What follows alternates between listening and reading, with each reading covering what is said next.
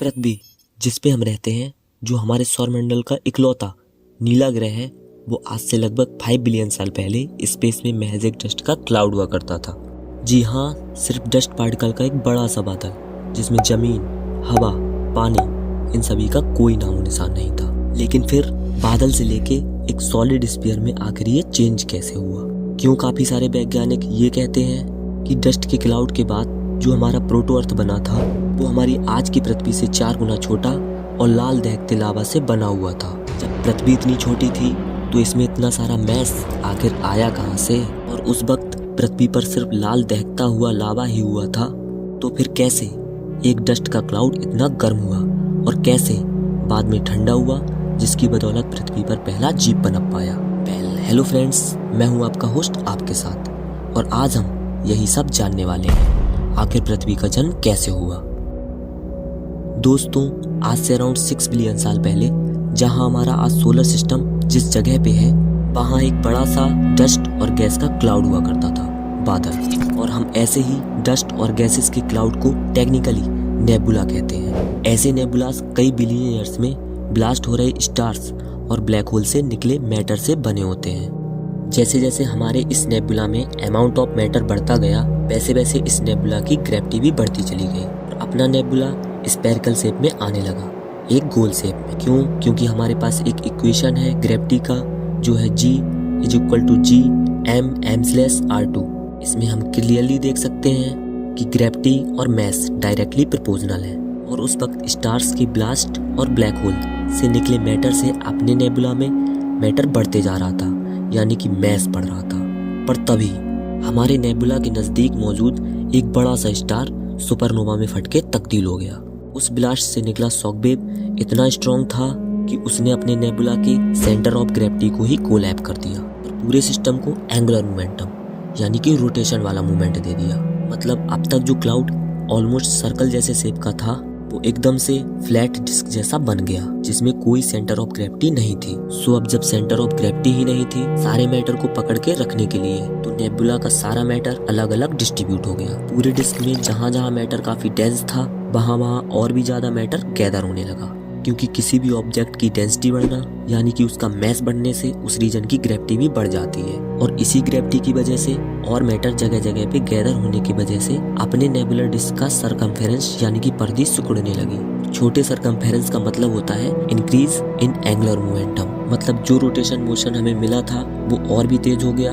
अब I know friends, इसमें से कुछ कॉन्सेप्ट आपके लिए बाउंसर गए होंगे, पर आप वीडियो को पॉज करके वापस से देख सकते हैं, आपको डेफिनेटली समझ में आ जाएगा। अब फ्रेंड्स, जैसे ही डस्ट क्लाउड से बनी ये डिस्क घूमने लगी, बिल्कुल किसी साइक्लोन की तरह उसके सेंटर में एक वोर्टेक्स बनने लगा, जो हर चीज को सेंटर की तरफ खींच रहा था। इसे देखते ही देखते ज्यादातर मैटर सेंटर की तरफ गैदर होने लगा।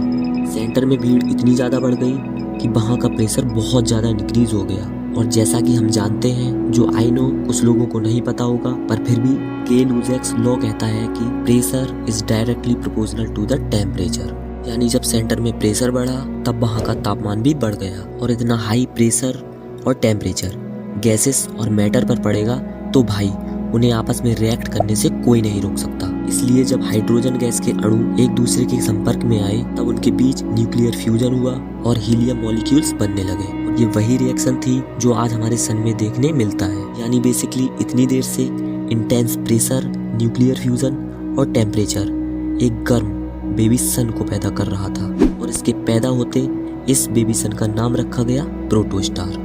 और इस प्रोटोस्टार के चारों ओर एक डिस्क थी जिसका नाम रखा गया प्रोटोप्लैनेटरी डिस्क, यानी कि डस्ट पार्टिकल, गैसेस और सॉलिड ऑब्जेक्ट की ऐसी डिस्क जो इसके इर्द गिर्द घूम रही थी।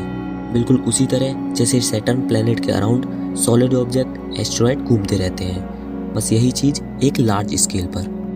अब फ्रेंड्स, प्रोटोप्लैनेटरी डिस्क में सिर्फ मेटल्स और सिलिकेट्स ऐसे सब्सटेंसेस थे जो बेबी सन के हाई टेम्परेचर को झेल सकते थे, क्योंकि उनका बॉइलिंग पॉइंट बहुत ज़्यादा होता है। तो इसीलिए ये बेबी सन के पास रहने लगे और terrestrial planet like mercury, Venus, earth and Mars बने।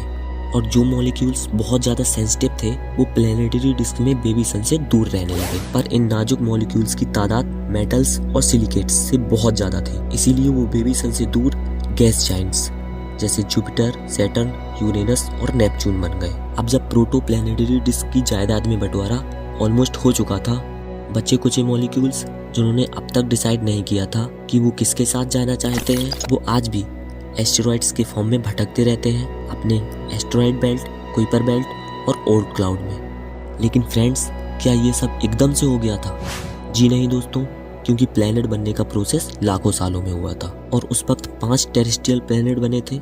Yes, 5 terrestrial planet. I know, आप लोग सोच रहे होंगे कि आपके भाई ने शायद गलती कर दी, पर खुश होने की जरूरत नहीं है, हम सही जा रहे हैं। पहले 5 टेरेस्ट्रियल प्लैनेट हुआ करते थे, लाइक जैसे मरकरी, वीनस, अर्थ, मार्स और थिया। मार्स से जो प्लैनेट 4 गुना बड़ा हुआ करता था। अब दोस्तों, थिया की पूरी जानकारी हम आपको किसी और वीडियो में दे देंगे। तो दोस्तों, हमारी पृथ्वी बन चुकी थी, हमारा चांद बन चुका था, बस कमी थी तो सिर्फ एक चीज की, वो थे हम इंसान। और इन सब में एक चीज जो मुझे बहुत फनी लगी वो ये कि ऑलमोस्ट 5 बिलियन साल लगे पृथ्वी को लाइफ पालने लायक बनाने में, और बस 5 दशकों में हमने उसे ना रहने लायक बना दिया।